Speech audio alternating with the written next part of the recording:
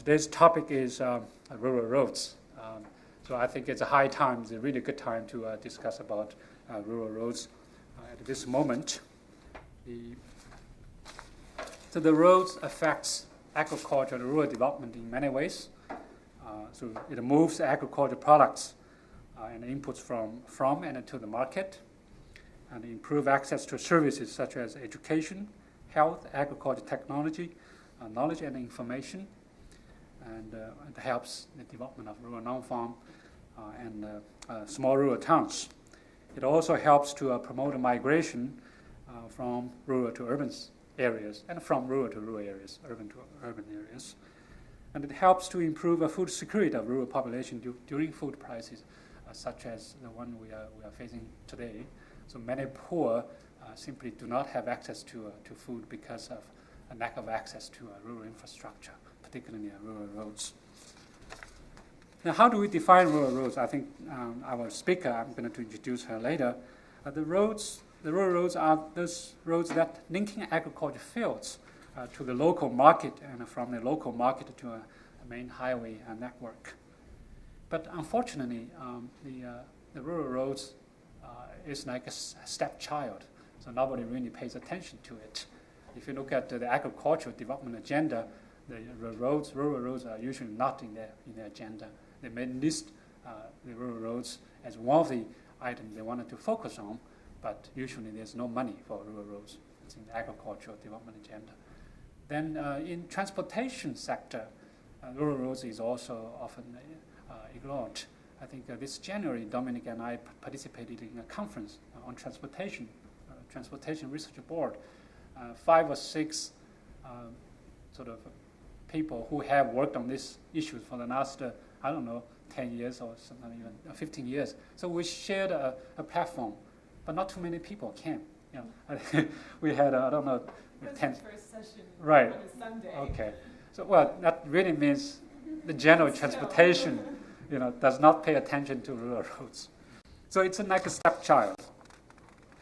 And so the rural roads today is extremely lacking in many places. So if we use a definition of, let's say, percentage of rural people who live within 2 kilometers of all season roads, you will see today more than 30 to 40% of the people do not have access to roads within 2 kilometers of their residence.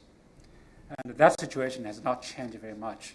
Even in Asia, where you would think the rural roads density would be higher, but in many countries, they're still suffering from lack of rural roads.